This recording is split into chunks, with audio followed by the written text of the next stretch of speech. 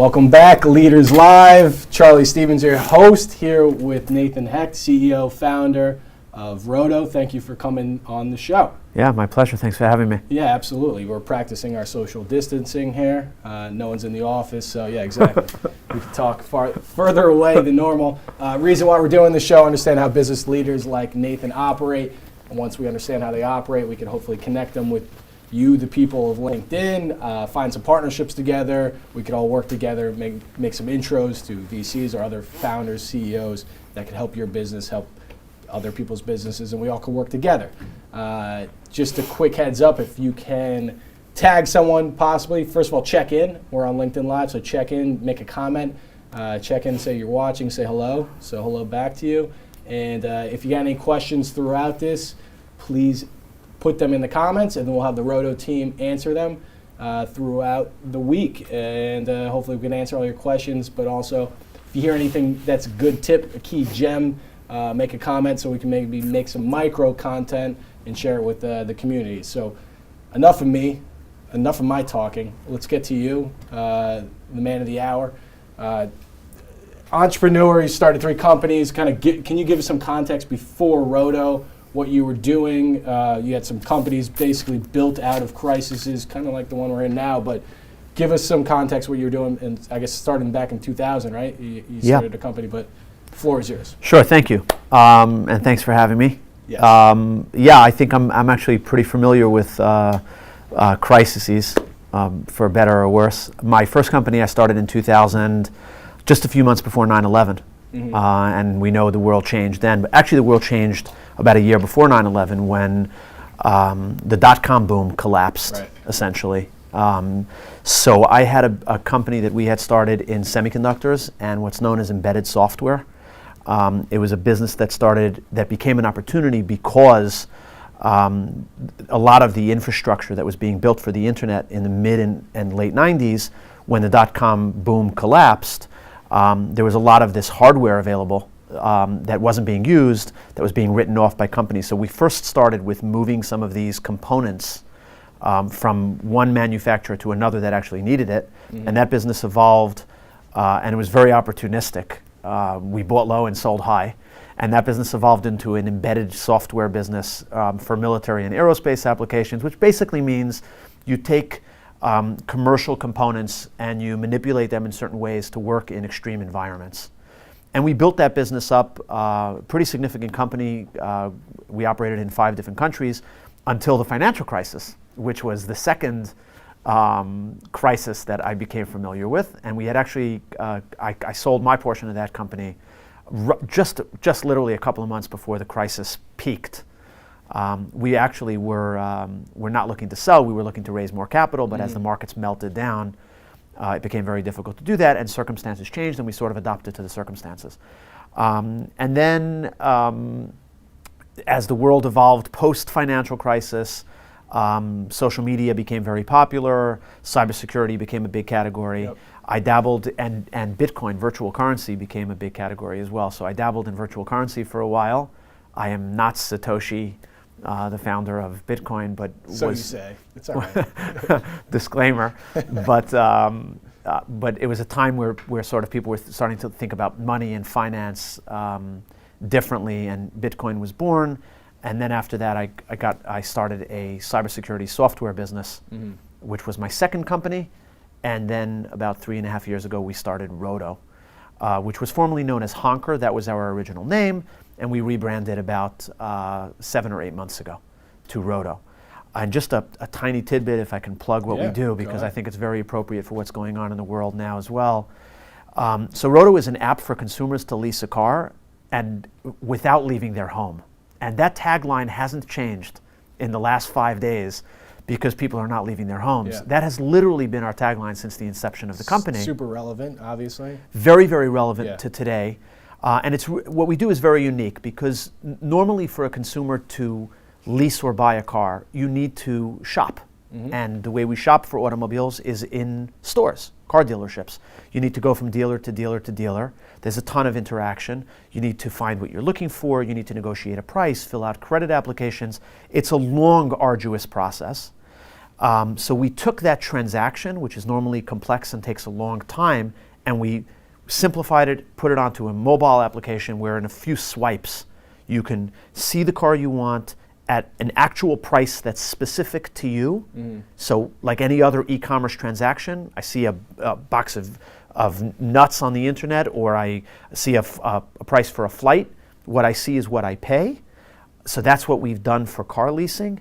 And then the vehicle you place the order, and the vehicle gets delivered to you from the local car dealership that vehicle's coming from. Yeah. So super appropriate to what we're doing today. And I ask Americans to go onto the app and use it. We all still need cars. Your local businesses still need community support, and we're doing the best that we can to allow them to continue to operate, but now through the internet, which is very efficient and allows them to do it in a cost-effective and efficient way. Right, like a lot of businesses, you go out to the retail. I mean, Fifth Avenue. I think a lot of it's kind of a loss leader. You go in, you actually look at the product, and a lot of people kind of go online and buy it. Same thing here. Even if you're looking, personal story I told you before, when we're looking at a nice minivan, Chrysler Pacifica. My wife went out with and we looked at different dealerships, but then we also looked online as well to try to find the best price. So this is super relevant, and especially if you want to avoid crowds in this time, this is a great place to start your diligence and your search, right? Absolutely, but the fundamental difference between us and some of the other online websites is, number one, we're not showing you an advertised price. We're showing you a calculated lease payment, right? So which is your transaction price. That's the payment, that's your monthly payment, that's your due at signing, and the vehicle shows up with the contract in hand, and it's yours. We've got to that price by doing all the heavy lifting for you in the background, by doing the negotiating automatically through a very sophisticated algorithm, by taking all of the available rebates and discounts that are out there for you on that specific car, and automatically applying it to guarantee you effectively the best price. And then the second difference between us and everyone else that's out there is the ability to actually complete the transaction. When you go to other car-related websites, you're eventually ending up at the dealership. Yeah. With us, you're completing the transaction on the app, and we're bringing the vehicle to you.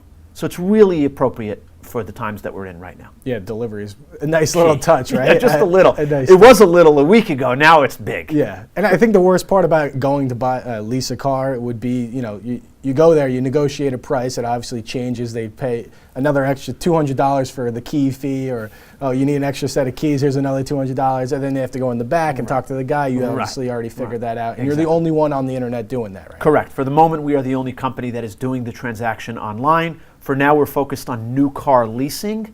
We operate in 15 markets, 15 of the biggest cities in the country at the moment.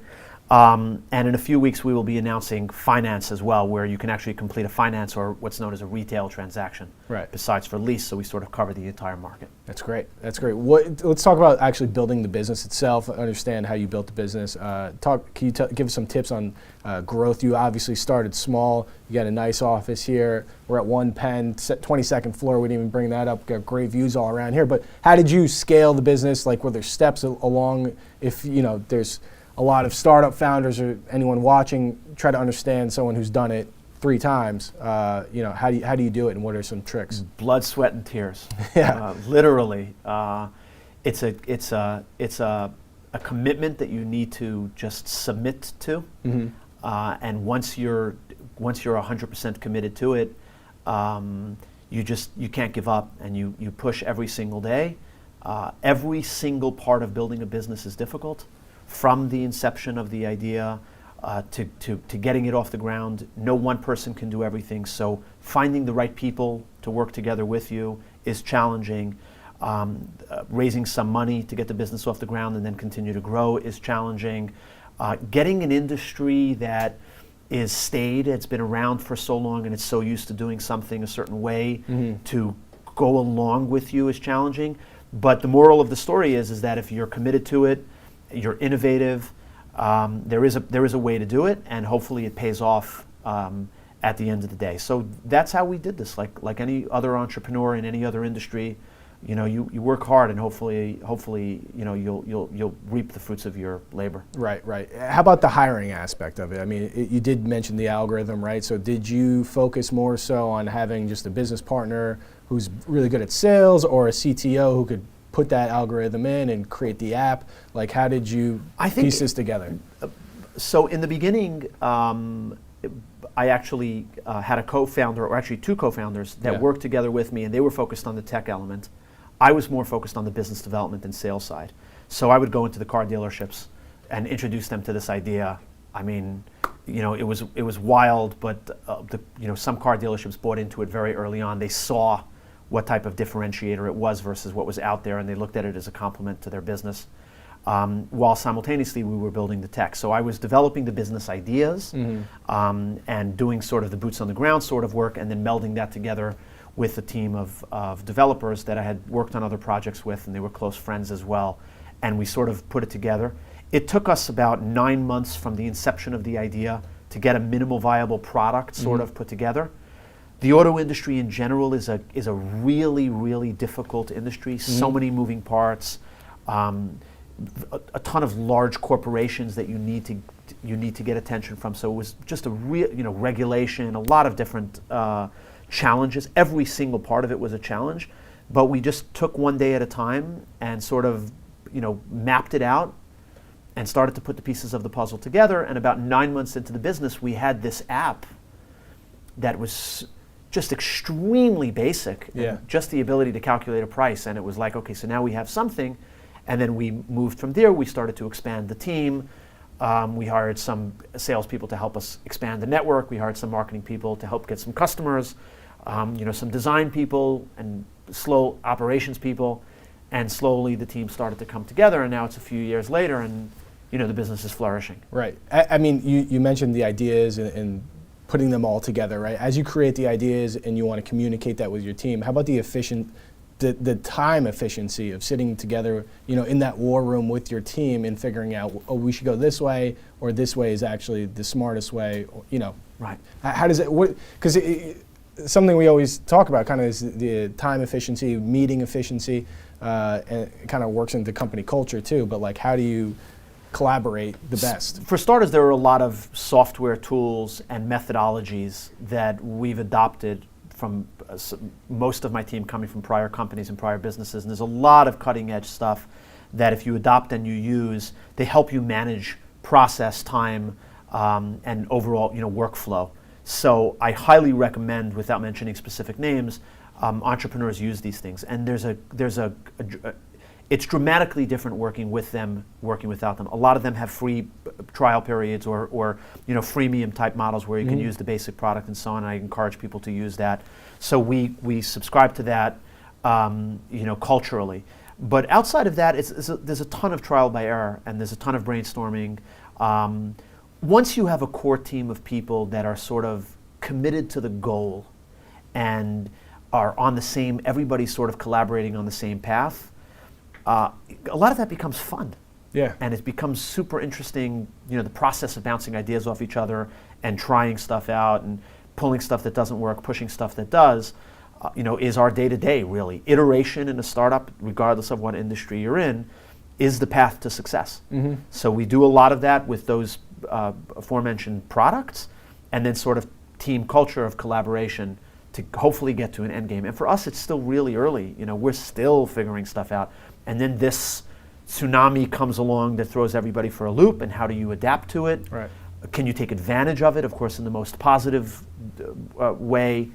So there's, it's just going with the flow as the time, we roll with it as the time goes by.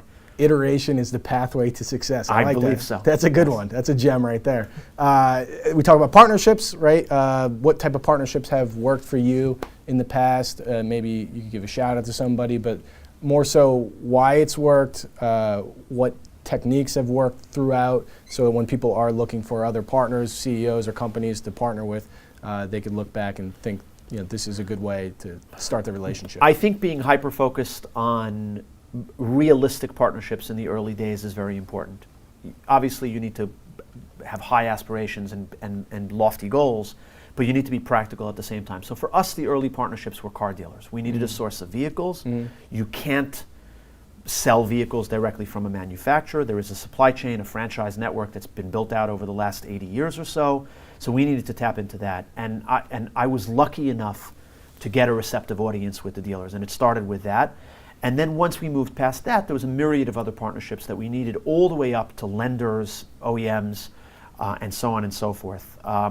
So my shout out right now is to the car dealer. And I think it's extremely, again, appropriate for the time where the car dealer is essentially a local business, supporting their communities and so on. And people need to know that they're a part of their community. They support the Little League team and their local politicians and so on and so forth.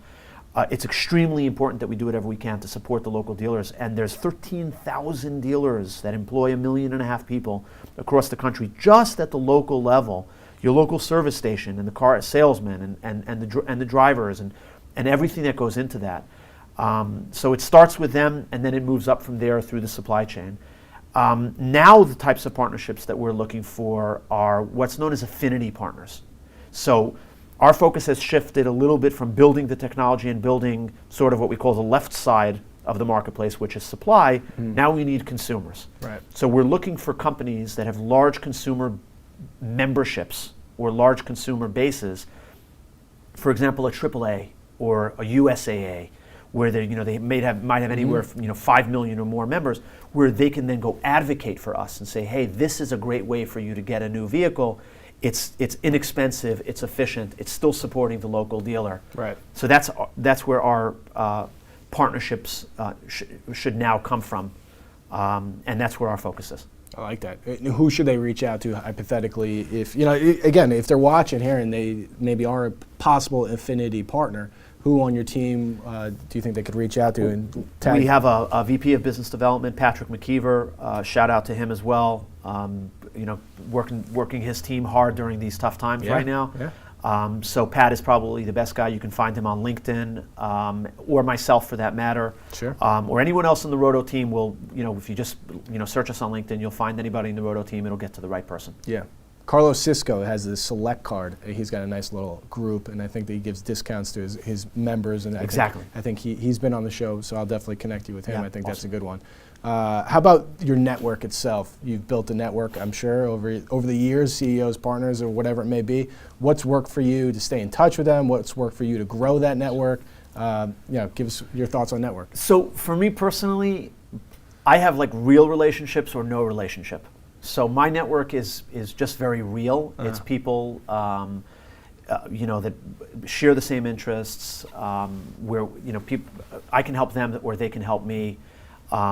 It's rather smaller than your average type network, but I think it's a solid sort of network. And I guess it's built over time. It's built through introductions.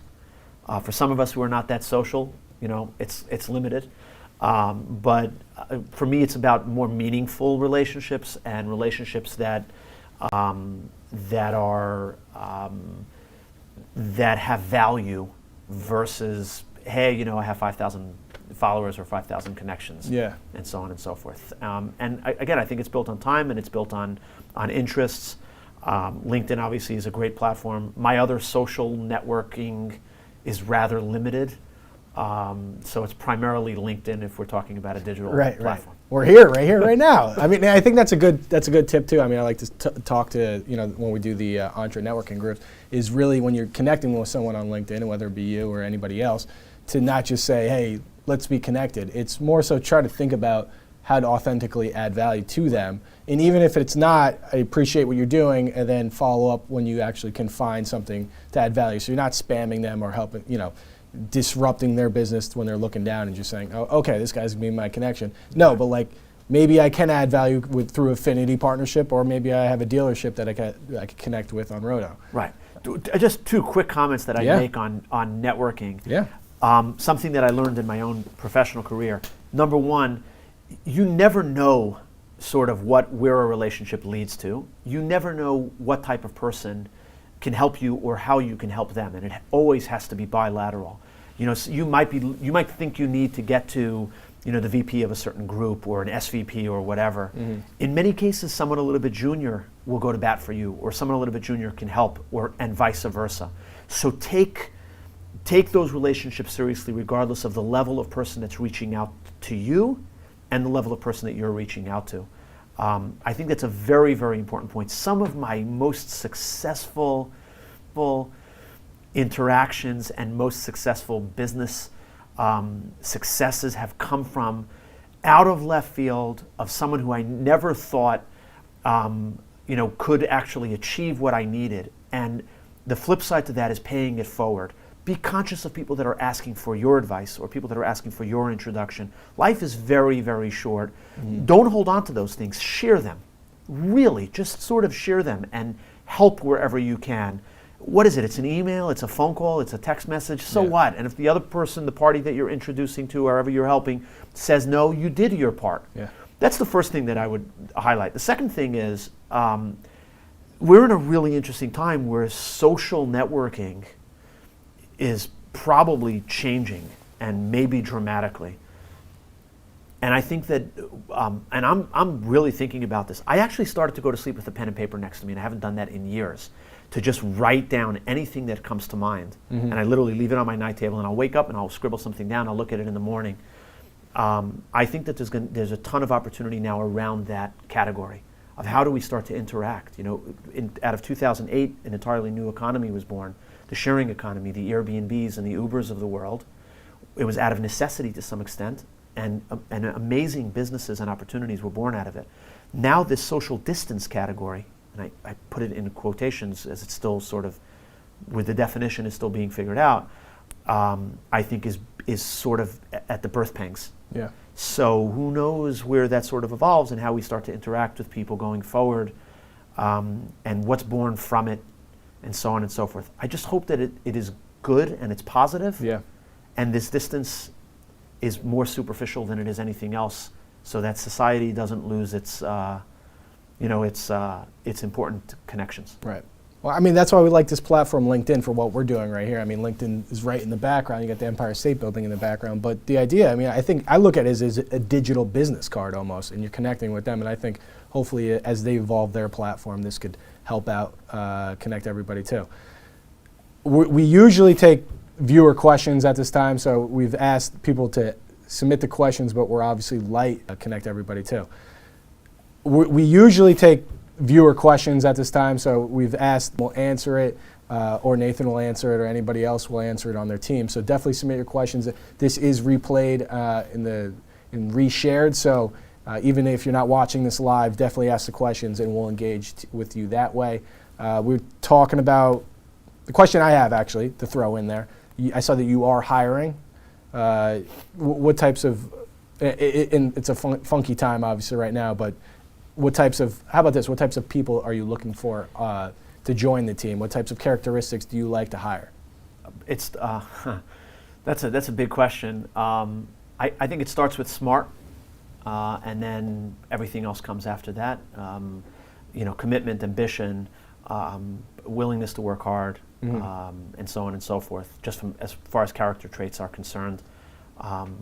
So that's one thing. We are actually hiring for a variety of roles. I mentioned the business development roles, for these affinity partnerships. We're hiring in that area. We're hiring on some new initiatives. I mentioned that we're going to be launching for what's known as retail, which is should be launching in the next few weeks. So we're looking for some auto experience in that area. We're always hiring for tech. And then we're hiring for a used car initiative that we're sort of developing as a pilot program in the background. So as layoffs probably begin, and some people who hear about this possibly come from the auto industry, the auto lender industry, the auto technology or otherwise technology industries, hopefully we'll be able to hire in all those categories as things settle down a little bit. But as a matter of principle right now, we're still in hiring mode. That's great. That's great. And maybe if you could shift you were talking about if you're in the auto industry and you need to shift a little bit into the technology and auto industry, I think this is a place to start. Yeah. Let's leave off with words to live by, personal mantra, ethos. I know, it's kind of corny and cheesy at times, but what do you get up and kind of gets you going? I think on most days it would probably be corny and cheesy, but today I would say, if I can invoke God for a second, I think that it is probably a time to, take pause for a second and acknowledge that there's, regardless of whatever religion you are connected with, I think that it is a time to sort of acknowledge that there's a greater power out there, And us humans, we're mere mortals, and you see how quickly, life changes, and there are things out there that we can't control. So I think it's really important to just sort of acknowledge that every day, but specifically in the times that we're living at now. Mm-hmm. Maybe say a prayer if you're religious. Go to your church, go to your synagogue, hand it off to your children. So I think that's actually really, really important. It starts with that, and for me personally, that's something that's very important.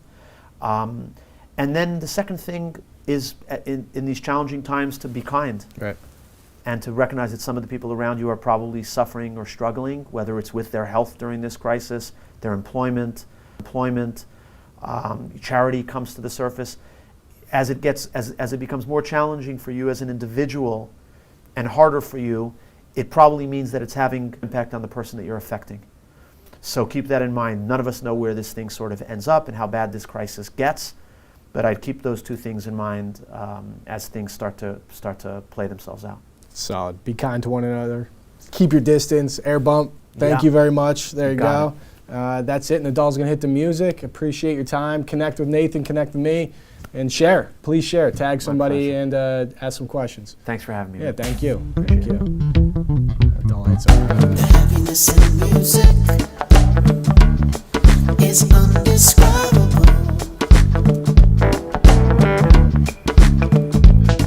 The happiness in music